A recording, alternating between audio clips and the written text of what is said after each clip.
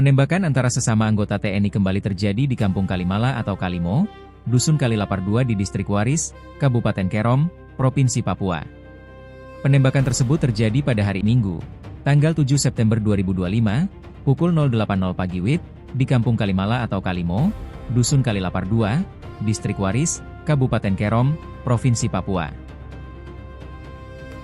Pelaku penembakan merupakan Dantim Satgas Ketahanan Pangan Swasembada, atau anggota BAIS dari Pos Kalifam Distrik Waris, Kapten Infantri John. Sementara korban adalah Pratu Petrus Maunda, anggota Babinsa Kodim 1715 Yahukimo. Adapun kronologis kejadian sebagai berikut. Pada hari Minggu tanggal 7 September 2025 pukul 0.80 pagi WIB, warga pemilik hak ulayat sedang memindahkan semen dari kamp proyek untuk diamankan di rumah kepala kampung Kalimo. Pemindahan semen dari kamp proyek ke rumah kepala kampung dilakukan oleh warga karena proyek jembatan ini belum diselesaikan secara baik bersama pemilik hak ulayat tanah adat. Pemindahan aset perusahaan ini sengaja dilakukan warga, agar nantinya dilakukan koordinasi bersama dengan pihak perusahaan, terkait pembayaran prime hak atas tanah adat.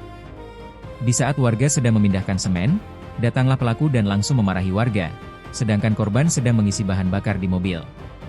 Tanya pelaku kepada warga, "Kamu bikin apa di sini?" Mendengar warga dimarah, korban meninggalkan BBM yang sedang diisi dan langsung menuju ke pihak pelaku. Disinilah terjadi pertengkaran adu mulut, yang akhirnya tensi emosi kedua belah pihak naik melampaui batas akal sehat manusia.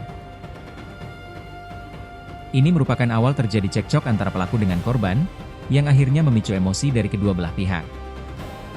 Dalam situasi adu mulut yang semakin panas, korban mengambil kampak dan mengejar pelaku menggunakan kampak ukuran kecil.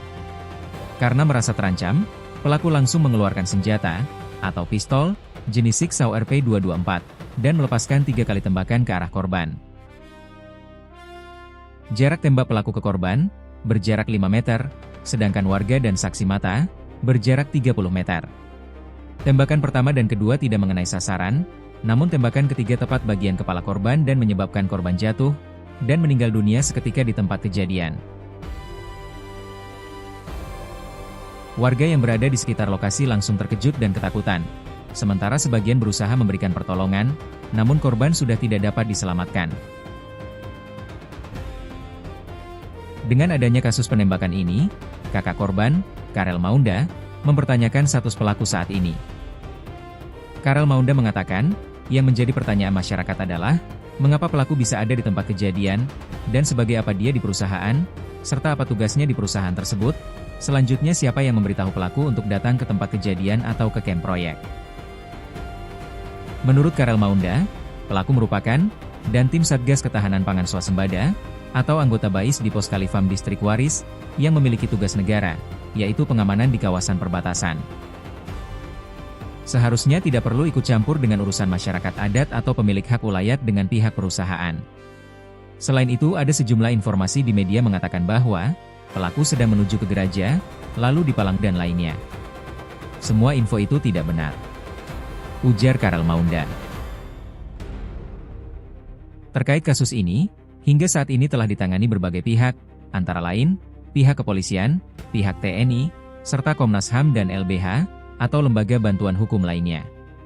Pasca penembakan hingga saat ini, situasi masih memanas, olah TKP lanjutan walau telah dilakukan oleh pihak kepolisian maupun lembaga bantuan hukum, namun belum begitu kondusif karena masih memicu reaksi emosional masyarakat.